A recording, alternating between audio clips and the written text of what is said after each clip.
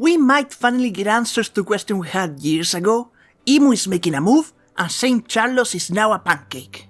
Hello, my name is Carp, and I'm not saying anything new when I say that there is no better time to be reading One Piece. But I'll say it anyway, because wow, what a sequence of chapters we've had these last couple of months, and without Luffy and the Straw Hats. 1084 is the payoff of chapter 1054, 30 chapters ago. That happened in July of 2022, so we didn't wait that long. At this point of the series, waiting less than a year for an answer is not much.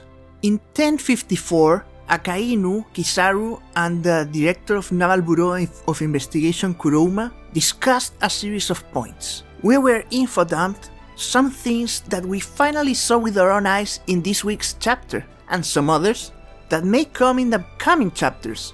I think it will be interesting if we go through them one by one. The first thing they discussed was the Flame Emperor Sabo, and how he's the hero of the entire world because of his murders of King Nefertari Cobra. We obviously haven't seen this yet, but I think we all suspect that this is a setup by the world government or by Morgans. Of those two, I suspect Big News the most, because letting people know that the revolutionaries killed Cobra has only made problems for the world government. The second topic was the revolutionaries and their assault on the land of the gods, the living area of the Celestial Dragons, where they destroyed the hoof of the Celestial Dragons in what meant a declaration of war. I thought they were already at war, but well, I guess now it's official. In the land of the gods, they battle against Fujitora and Ryokyuyu. Ryokyuyu? The green guy. This we did see in chapter 1083, and they mentioned the rescue of Bartholomew Kuma that we did see in this week's chapter. The third point they made was the disappearance of Vivi, that we know now is with Morgans and Wapol for some reason. Who knew Wapol was going to be relevant? Maybe he'll get the Impel Down treatment and become a fan favorite character like Buggy. I doubt it, but the thought is very funny to me for some reason. After that, it's mentioned an attempted murder of a Celestial Dragon. This was in this week's chapter, and it was very satisfying. Each time Charlos gets hit, I have a deep feeling of pure joy. It's the same feeling I get when the Chilean national team scores a goal in the World Cup qualifiers. I know it's bad to wish the worst for someone, but Charlos is just that hateable, and now he's a pancake. Finally, Kuruma explains that the public thinks everything was orchestrated by Sabo, and inspired by him, 8 nations rebelled, with many other sparks of rebellion appearing all over the world. Well, I guess it's 7 nations now that Lulusia has been obliterated.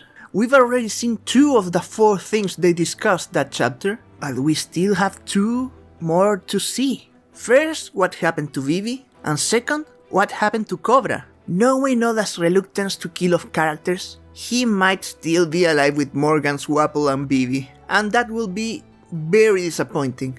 Don't get me wrong, I love Cobra, but his death was presented perfectly and gives a lot of weight to Sao's adventure in Marejoa. And also, like many others, I'm kind of tired of Oda's fake out deaths.